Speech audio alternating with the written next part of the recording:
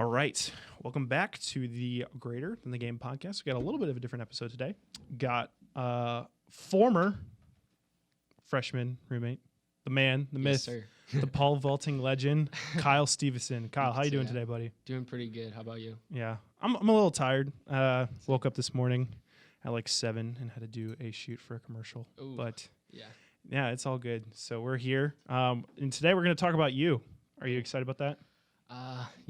We can talk about that a little bit. I don't like talking about myself a lot, but you're gonna have to get over it. Okay. No, but yeah. So Kyle is actually a student athlete here at Lindenwood University. Mm-hmm.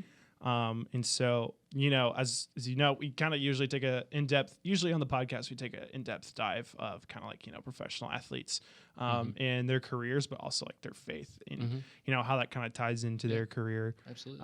So we're just going to kind of do the same thing, but we're going to do it with you because, all that. So why don't you just tell us just a little bit about yourself? Like if you're introducing you to someone for the first time, like, yeah.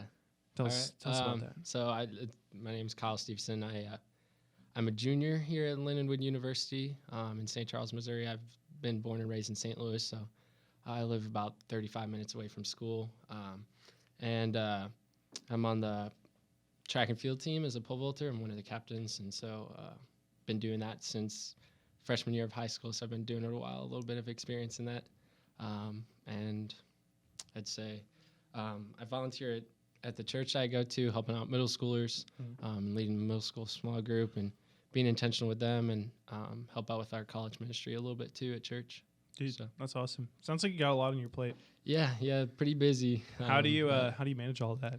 It's tough. A lot of times I can get overwhelmed with assignments, especially for school, and then like, okay, I got to go to practice. I have to apply for this, fill out that, or I have to go to a certain place, and can get caught up in a lot of that, but just taking time alone by yourself to really like, okay, I don't really have that much to do. I can get this done during this time. I have this amount of time to do that, and just really crack down on yourself and get stuff done. Yeah. So how did you, let's start like the very beginning. Ooh. So like, how did you like first get into pole vaulting? I know you were, Yeah. Pole vaulting wasn't always the plan. No, it was not. No. So I started track in middle school, started running. And so when people ask what event I do, they're like, well, what do you run? And I'm like, I don't. I pole vault. But so I started running in 6th grade, kept doing it, got to high school and knew I still wanted to do track, but I didn't really know what. And then marching band, Ian Smith, legend, he was on the track team as well, and he pole vaulted, and he said, hey, you should try it, and just fell in love with it, kept doing it, and got the opportunity to compete at the next level. So yeah. So like kind of like, because I know in high school you like you said, like one of the guys from the marching band like got you into pole vaulting. But kind of tell us a little bit about like the sport you really wanted to play. Obviously, I'm talking about basketball. Big B-ball. Oh yeah. I've Kyle used to be a big baller. I still am. No, I've always loved basketball. I've played it since I was 5 years old. And got to try out for middle school team all 3 years of middle school. Never made it because I was a little scrawny kid, like 5 foot, maybe a little bit less, and like 120 pounds. So got to high school, tried out all 4 years of high school. Still small, still not very good freshman, sophomore year. Got better senior year, and got the opportunity and tried out and made it senior year. So that was one of my favorite experiences of high school, and getting to be a part of that team, and especially with I can't even remember his name right now. Coach Wolford, Jason. Coach Wolford. Jason Wolford. He was the club sponsor for Fellowship of Christian Athletes at our high school, so we had a pretty close relationship throughout high school, and just getting an opportunity to be on that team and maybe not play very much, but to be a part of that was an amazing experience. I remember Coach Wolford. I had him. So I had him for a computer science class.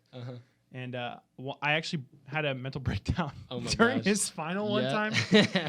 and he like just basically helped me through it, and I was Yeah. just like crying, and he's just Yeah, like, I he's don't know awesome. what to do, and he's like, okay, you got to Yeah. figure out this JavaScript problem, like Yeah.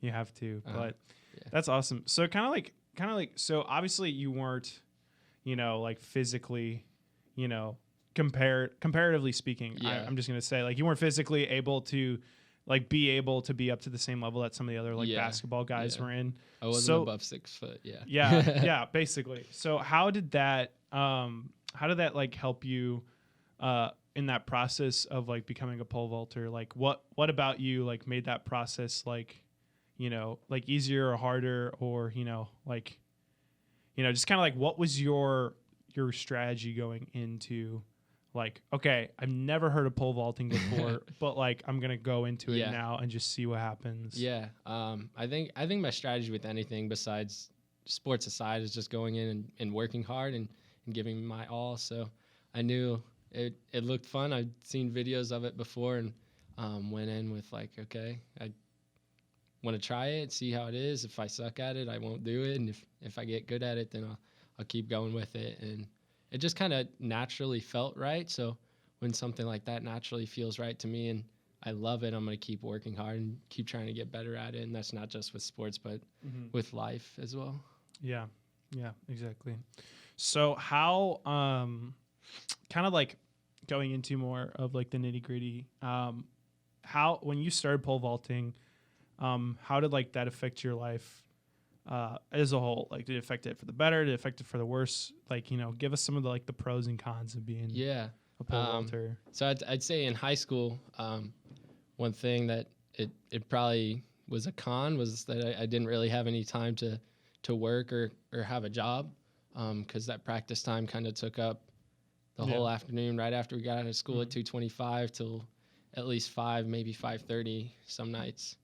And so that's one con, but I'd say a pro is it's one of the most fun things you could do and experience. People talk about runner's high and that kind of thing, but pole vaulting, it's just different when you clear that bar and you're falling from the air. Like there's no really other feeling like it. But yeah, I'd say that probably the biggest pro is just being able to not have to really worry about any other things, and you just focus on that, like with any sport too. But there's just a feeling that comes along with pole vaulting that you can't really get anywhere else, and it's really special. So like what would you describe, like, you're going up, PR, gosh. new PR. Yeah. If you clear this, Yeah. what's that thought process as you're like going through that whole jump? Oh gosh. Been there a couple of times. I've also been on the other end a couple of times, but I'd say first thought is, even before I get on the runway, is making sure my body feels right. So getting all that stretching in, getting that warm up in, and then getting on the runway and making sure my run feels right, making sure everything just feels good. Because if it feels good, then you're going to run faster, you're going to probably jump higher. And so before I even get to that PR jump, I'm thinking about, okay, I've got to clear my first bar. And if I clear it by a lot, I can skip heights or things like that. But when I get to that PR jump, I'm thinking about, okay, this is a shot. If I make it, I make it. If I don't, I don't. It's not the end of the world. But it's always special going for a PR because it's a personal record, because it's your prize. It's what you get to hold on to. And so it's really special, but trying to focus on it, but not focus on it too much, if that makes sense. Yeah. But yeah. So what made you decide to keep doing pole vaulting in college? So I went to sophomore years when I started developing more skill and getting better at the sport. And so I went to a couple of camps called Pole Vault STL. And so met some coaches there. One of the coaches coaches at Vianney High School, but he now coaches at Maryville. Got an opportunity at the next level. So that's really cool. But yeah, I started there, and one of the coaches was a coach here at Lindenwood. He's not here anymore, but got talking with him, and he kind of shepherded me here the whole way. But it was really cool because he's just invested in me, and he just really saw my potential, and so he gave me got an opportunity to come here and compete, not on scholarship, but even the opportunity to compete collegiately is a gift. I want to take advantage of that. Yeah. So let's kind of like flip the bill a little bit. Okay. So, kind of like talk about, like what, obviously I know the answer to this question, but like what, faith beliefs, like, do you have, like, like what's your religion, all that stuff. And then how did you, come into those? Yeah. So, I'm a Christian. And so my family, like my parents raised me in Catholic church, and one of my best friends, Hunter Drew, I've known him since 8th grade. Hunter. Love Hunter. Good Love guy. you, Hunter. And so we go way back, and he came to Lindenwood, and he kind of came on a visit with him, and it just felt right. So he's the one that actually brought me to Matthias's Lot Church, where I go now. And it just felt like home, and really just the people there, the intentionality and the love, and just the hard questions that they ask you, but not just the hard questions, but just celebrating life with you, and just the work that God does in your life is really one of the things that really hit home with me. But I would say, like, coming there is probably one of the most momentous things for me, because it really woke me up a little bit and said, "Hey, Kyle, what are you doing? You're really following Jesus?" Maybe not. And so that kind of woke me up, and really been investing ever since. And not investing like I feel like I have to do it, but it's out of my heart that I want to, Yeah. So you mentioned earlier that you like volunteer at your at your church. Kind of tell us a little bit about like what you're doing and how you're investing. Yeah, absolutely. So every week before, our church has 2 services, one at 6:45 and one at 8:45, one of those two. And so before the first service, we have a kids ministry, we have a middle school ministry and a high school ministry, and a college ministry.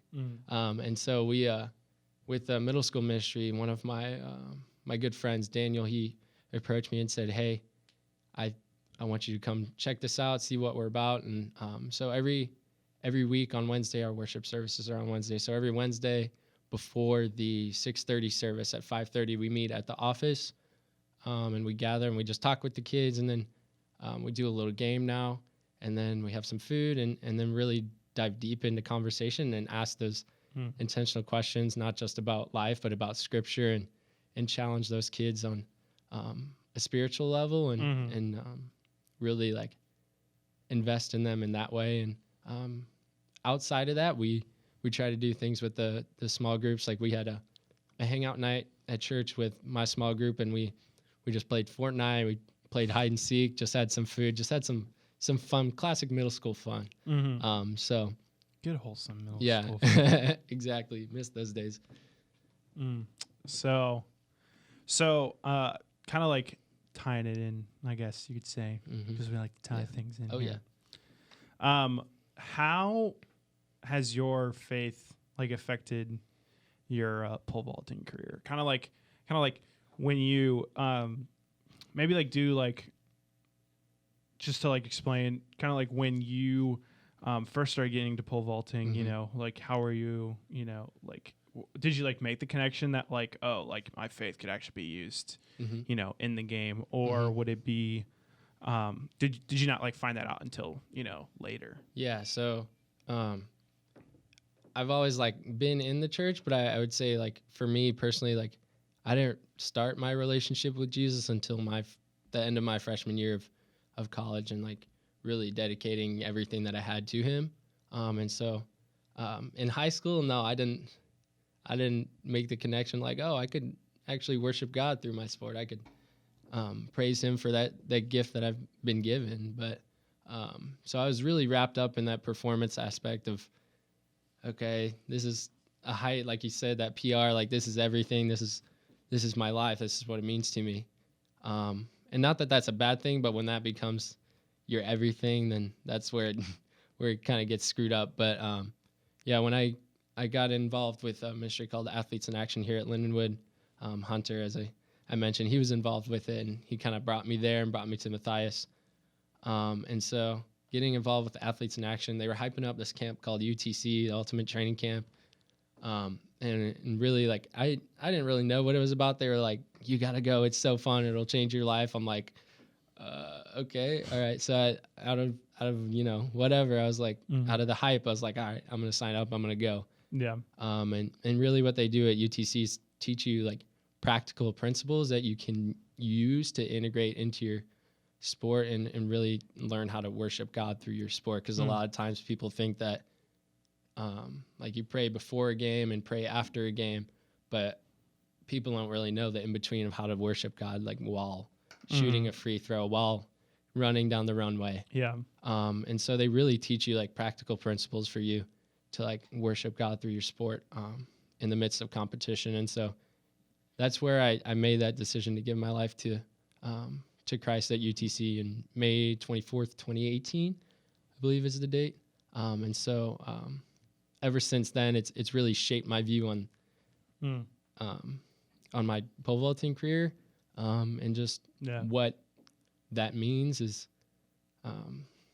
it's just a little part of my story that I could use, the platform of sport to glorify God and to spread the gospel is such a, it's such a gift and such a great opportunity that I didn't realize I had before. I went to UTC. So that's probably the most momentous thing for me is really coming to the realization, like, hey, I can really worship God while running down the runway, while planting that pole, and really having that accountability with one of my teammates, Trey. He's been huge in just my spiritual growth and just my growth as a person and an athlete. And so that's probably the main thing where that started, and where that turnaround happened for me. That's really powerful stuff. Yeah. That's really powerful. It's crazy. So what are, so do you have like any cool stories that you have that kind of like, talks, that kind of like ties into everything that we've been talking about, any stories at some meets or anything like that? Yeah. I would say, besides the faith part, just a really funny, I feel like funny stories. People always ask, one of the first questions I get asked is like, when you pole vault, it's like, oh, do those things ever break on you? And I'm like, they can, yeah. And so you're talking about the poles that you actually, the poles, yeah. Well, yeah, they break. So I had a practice in high school. I think it was a Tuesday. I had a really good practice on a Tuesday and came back Wednesday to jump again on that same pole that I use all the time, and took a normal jump and went up in the air, and it snapped into 3 pieces on me, and I landed in the mat, and I was like, what just happened? And everybody, the girls and guys, practice at the same time at our high school, and so all the coaches, all the athletes stopped and looked at me because it was so loud, and I was like, what's going on? I don't know what happened either.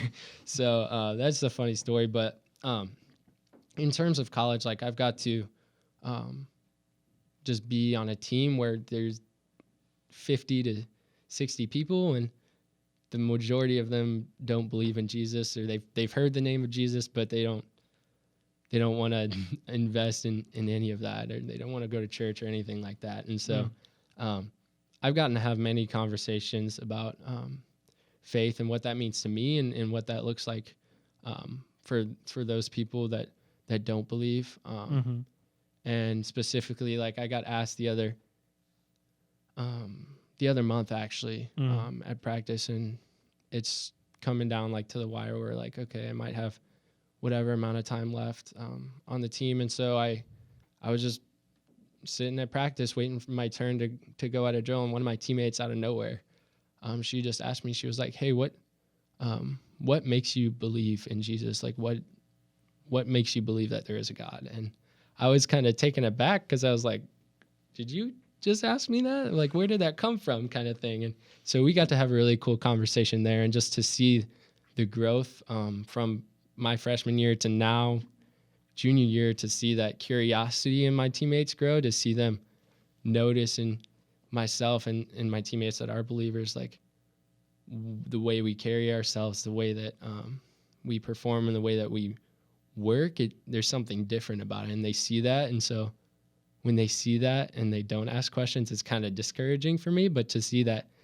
growth of them starting to ask questions, starting those conversations, and getting to see some of my teammates come to church and ask questions, and come to Athletes in Action and ask questions, because they have questions that they're too afraid to ask to people they don't really know. So if they have a teammate, a friend to ask those questions to, that they're curious about, that could change so much. And I've really been blessed with those opportunities to minister to teammates and just have those conversations that they're afraid to have sometimes.